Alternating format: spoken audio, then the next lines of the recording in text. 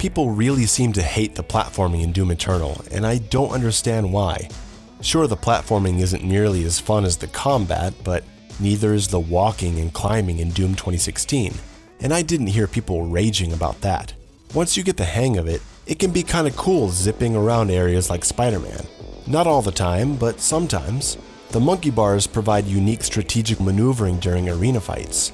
And while areas like this don't necessarily add much to the game for me, it certainly doesn't take away from it.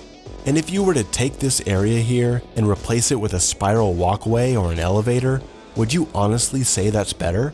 I wouldn't. Is there too much platforming?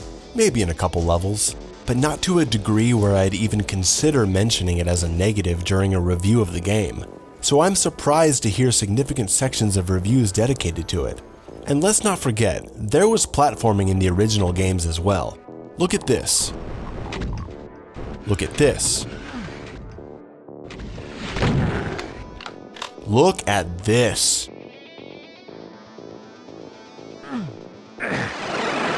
And it's all without being able to jump. If Doom Guy had been able to jump in 1993, I promise you that id Software would have put more platforming sections and puzzles into the original titles.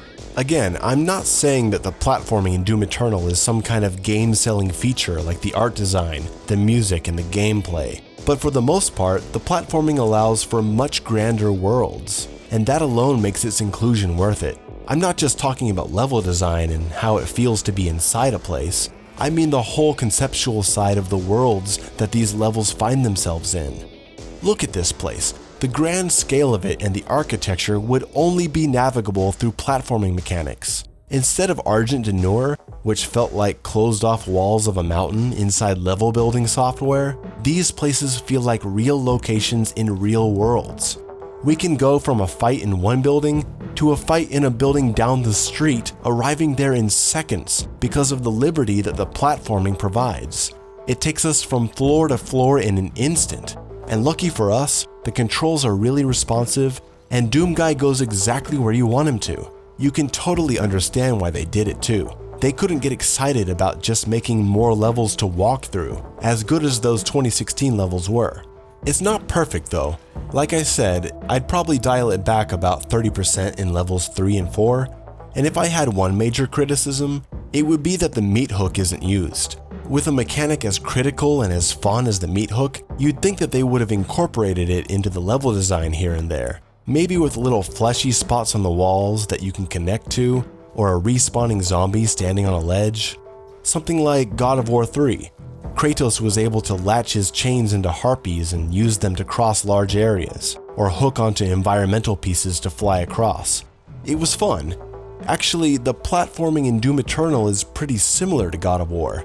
The fast air traversal with the dash is comparable to the wings of Icarus, both of which are used in combat also. And areas like the platforms of Exultia are like those found by the Titan Atlas. And you know what? God of War's main attraction, like Doom, is the action. The relentless combat, the violence, the vicious enemy variety, the epic music. Yet I never heard anyone complaining about the platforming that broke up those sections. Weird. But actually, you know what? I take it back.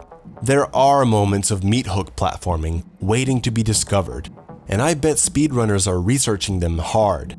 Look at this area here. When you enter, you fall into the bottom and kill everyone inside. Once you're done, you jump onto these tubes, wait for them to raise, and you jump across, and you navigate yourself to the top. Simple enough. But if you already know the room, when you enter, you can double jump, meat hook, and jump in mid-air to reach the top immediately. So there's going to be ways to get really creative moving forward. This game is so well designed to be mastered, not just played once, which I think most reviewers did.